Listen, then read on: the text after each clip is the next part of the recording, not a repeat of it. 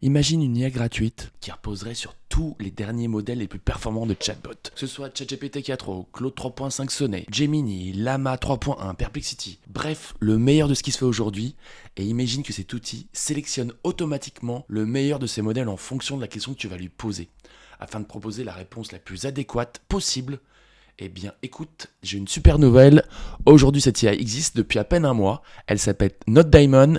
Elle est complètement gratuite. Dans cette vidéo, je vais te montrer comment s'en servir, comment optimiser son potentiel et pourquoi c'est sans doute l'IA du moment sur laquelle tu dois t'attarder. J'ai hâte de te montrer tout ça. Alors, ne perdons pas de temps et on commence tout de suite dans le fond du sujet. Alors, je suis très content aujourd'hui de vous montrer cette IA parce que vous allez voir, elle est super simple d'utilisation. Elle permet de faire toutes les choses qu'on peut attendre de notre chatbot. Et l'interface, comme on peut le voir là, est tout à fait minimale. Et si vous avez l'habitude, ou en tout cas régulièrement, vous utilisez ChatGPT, vous n'allez pas être dépaysé. Ça reste familier, c'est pas plus mal. Au vu du nombre d'outils existants qu'il y a aujourd'hui, c'est toujours bien d'avoir quelque chose qui reste familier. Comme d'habitude, on peut le voir, on a la barre de chat là, tout en bas. Donc tu peux poser tes questions. Sur le côté, comme d'habitude, le volet de gauche avec l'ensemble des fenêtres de chat, donc là en l'occurrence, hop, je cache, on a les petits paramètres, ils ont voulu faire quelque chose de simple, mais ça répond parfaitement aux demandes, il y a des choses hyper avancées, et dans 99% des cas, ça va largement répondre à tes besoins. Alors, on peut le voir déjà, rien que d'avoir à disposition l'ensemble de ces outils, ça te permet vraiment de comprendre que NoteDaemon, c'est vraiment un outil, alors en plus il est gratuit, le plus efficace, je dirais tout le panel d'outils qu'il y a aujourd'hui. NoteDaemon, c'est très récent, c'est sorti il y a à peine un mois, il faut voir comment le modèle va évoluer, et combien de temps on va pouvoir l'utiliser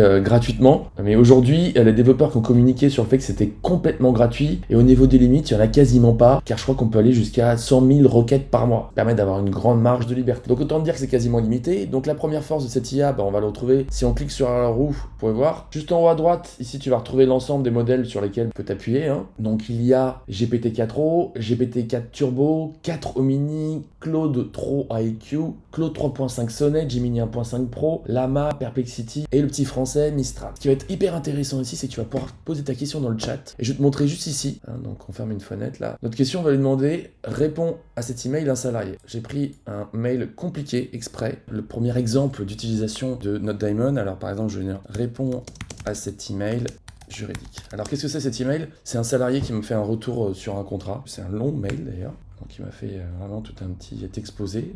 D'ailleurs c'était intéressant. On va voir. Alors on voit tout de suite qu'il répond, donc il note la nouvelle adresse, il nous avait demandé qu'il y avait, hop, je le mets sur le côté là, c'est peut-être pas terrible. J'avais marqué sauf les soirs, sauf que c'est un bar de nuit, donc effectivement ça n'avait rien à voir ici. Donc là, le chatbot ne se mouille pas, et précise qu'il va avoir une explication claire. Concernant le détail de la mission, il lui explique qu'il a tout à fait raison sur les différents points.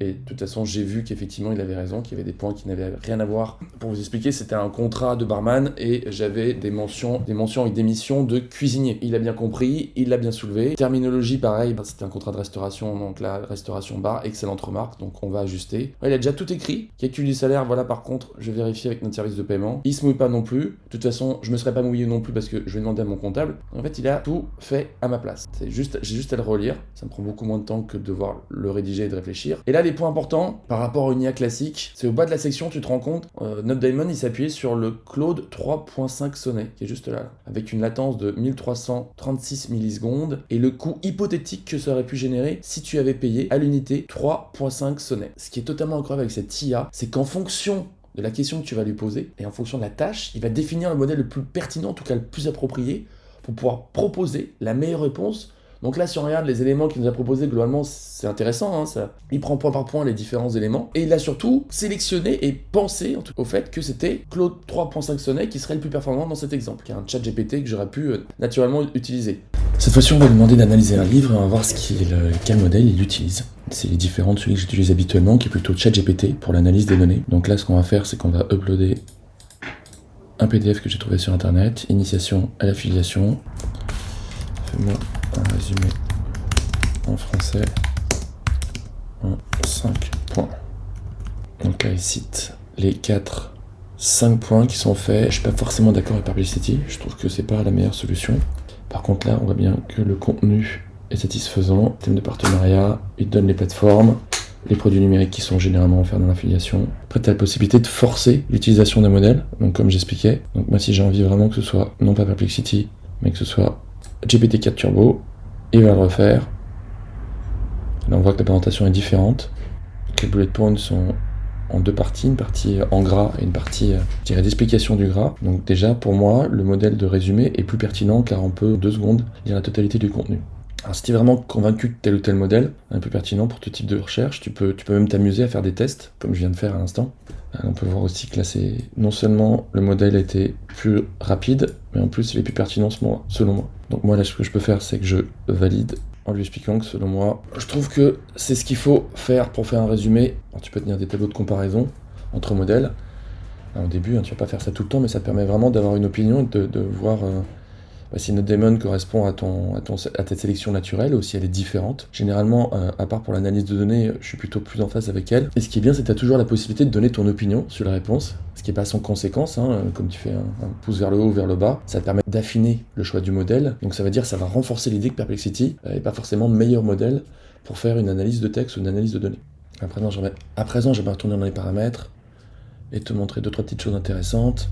On va retourner en haut à droite, on va cliquer ici, comme tu l'as vu tout à l'heure, tu peux évidemment décocher les modèles, donc que ce soit GPT-4o, 4 Turbo, Gemini ou d'autres. Si c'est des modèles que tu apprécies plus ou moins, comme moi par exemple Gemini, j'ai pas forcément d'affinité, tu peux le décocher, mais tu peux aussi le recocher à tout moment. Tu peux retirer de la liste, tu peux t'assurer qu'il n'utilisera pas ce modèle-là pour réfléchir, en tout cas comme modèle de sélection. Donc tu peux retirer les modèles les moins performants, comme par exemple Claude 3 IQ, forcément important, ou Llama 3.7. Après, je te déconseille de les décocher, car là encore, notre daemon va être plus fort que toi, et si tu lui proposes quelque chose que tu n'as pas l'habitude de demander, une analyse croisée, ou je sais pas, des choses comme ça, peut-être que dans ce type de configuration, ce sera des modèles que tu n'utilises pas, qui seront le plus pertinents. Après, tu as un mode qui est vraiment ultra sympa, c'est le mode Arena, où là, systématiquement, quand tu vas faire une demande, tu vas avoir la possibilité de mettre en combat, en versus, 2 réponses qui correspondent à 2 modèles de chatbot différents. Et c'est toi qui vas sélectionner, selon les 2 modèles, selon les 2 réponses, celle qui te paraît être le plus pertinent. Alors, tu as juste besoin de cliquer ici, tu peux aussi le cliquer ici, donc tu as là et là. Des champignons en Bretagne, des champignons comestibles en Bretagne. Donc là on voit ce qui est intéressant, c'est qu'il y a un moteur qui est isolé, qui dit qu'il ne peut pas le faire, trop dangereux. Donc on voit qu'il était, on va dire, plus encadré, plutôt que celui-là, qui nous énumère la totalité des champignons comestibles. Donc il y a vraiment 2 différences d'interprétation de cette question. Quel modèle il s'agit? Donc là c'est Perplexity qui a décidé de donner une réponse précise, et l'autre qui a choisi un modèle de réponse totalement différente, car en fait il te dit qu'il est désolé, qu'il ne veut pas donner la liste des champignons comestibles, car c'est vivement conseillé de ne pas consommer de champignons sans avoir fait identifier au préalable par un expert ou par un pharmacien. Donc ça c'est plutôt très intéressant. Donne-moi la recette la plus simple. Je vais sortir le béchamel et l'autre pas, on va voir. Voilà, là il est en train de charger. Il y en a un qui est beaucoup plus rapide, il a terminé la réponse alors que l'autre n'avait même pas commencé. Ils ont à peu près le même nombre de points, ça c'est intéressant. Les ingrédients, donc là on peut voir qu'il y en a un qui choisit 2 tranches, l'autre qui choisit une tranche de jambon. Bon là celui-là, celui de gauche a l'air plus gourmand. Bon, voilà, et là on a le choix, enfin. Donc là on a le choix, là-bas on a le choix qui est un peu bizarre, c'est soit les 2 sont bons, soit les 2 sont mauvais. Donc là selon moi, les 2 sont bons, il y en a un qui est plus rapide que l'autre. Donc là c'est pareil, on est vraiment en mode arène, c'est-à-dire que là c'est vraiment pour que le moteur s'entraîne, sans qu'on soit pareil biaisé par le fait de savoir ou pas le modèle qu'on utilise ou pas. Donc moi je dirais rapidement comme ça que les 2 sont bons, on peut voir, c'est bien détaillé, il y a les ingrédients et les instructions, la préparation. Bon, celui de droite était beaucoup plus rapide que l'autre, mais franchement pour moi, même avec une petite différence de rapidité, ça te permet quand même de voir que les 2 sont bons. Et là maintenant, voilà, c'est ce qu'il faisait avant, que la 4O mini, c'est celui que j'ai choisi en premier, c'était le plus rapide, et Llama 3.1 qui coûte quand même 2 fois plus cher que 4O. Donc là encore on est plutôt fan de ChatGPT, ça permet vraiment déjà de t'éclater, ça permet de te comparer, ça permet d'essayer des modèles que tu n'aurais pas naturellement tendance à utiliser, et encore une fois, c'est totalement gratuit, même si ça te donne de manière indicative le montant que ça aurait pu te coûter. Donc voilà, on a fait un tour sur le mode arène. Donc une fois que tu as voté, il te dévoile ton modèle, le temps et le coût que ça représente. Donc là je vais montrer aussi quelque chose, encore une dernière chose qui est vraiment sympa, c'est Custom System Prompt. Donc ce sont des prompts personnalisés. Ici comme d'habitude, ajouter une instruction personnalisée, c'est-à-dire que tu ajoutes ton nom. Donc là je mets mail par exemple, et on va lui dire merci de répondre avec un ton amical à mes emails. Là je le sauve et on peut voir qu'on peut le sélectionner. On a un où il n'y a pas de système de prompt personnalisé, et on peut le faire pour d'autres, pour d'autres totalement de systèmes. Là par exemple on va dire financial, tu es un expert en finance de marché, et on va faire un dernier marketing, Tu es un expert en marketing. Donc là, on peut voir qu'on spécialise de prompt, hein, c'est un peu comme les GPTs. Hein. On en a 3. Ce qu'on va tester, c'est de faire la même question et de l'utiliser avec les 2 systèmes de prompt personnalisés différents. Nous allons donc faire 2 tests à partir de ces 2 systèmes de prompt personnalisés qu'on a réalisés. J'en ai réalisé 2. Il y en a un qui est spécialisé, donc un expert en marketing, et l'autre qui est un expert en finance. Et je vais lui poser la même question, on va voir comment il va traiter cette même question. Je l'ai collé déjà pour que ce soit plus simple. Fais-moi une étude marketing sur le marché actuel des tasses à café en France. Je le colle et je sélectionne, on regarde bien, je suis parti sur marketing. Alors on peut voir un aperçu du marché, donc là c'est une analyse plutôt marketing, taille et croissance, voilà, segmentation du marché, tendance clé, profil des consommateurs. On a 1, 2, 3, 4, 5, 6, 7, 8, 9, on a les opportunités, les défis, canaux, on a le marché de la concurrence quand même qui est abordé. On a vraiment une analyse complète du marché. Et si on sélectionne un expert en finance, bon, le premier point est à peu près la même chose. Segment du marché, c'est la même chose aussi.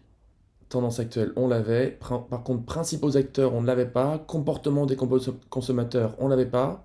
Concernant le segment du marché, on a quelque chose de beaucoup plus précis avec une segmentation de pourcentage. 40% du marché, donc c'est les tasses classiques.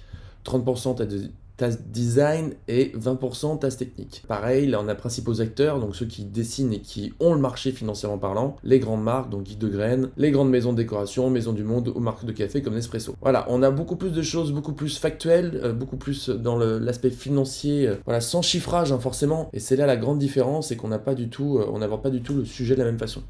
Même si les tendances, hein, on peut voir, hein, la tendance générale, est faite, c'est pas traité de la même façon. Et ça, c'est très intéressant. Donc, ce qui est intéressant, c'est que tu te rends compte à quel point les instructions personnalisées jouent un rôle prépondérant dans la réponse. Voilà, j'espère que cette démonstration a pu te montrer à quel point NoteDiamond est tout simplement un outil incroyable.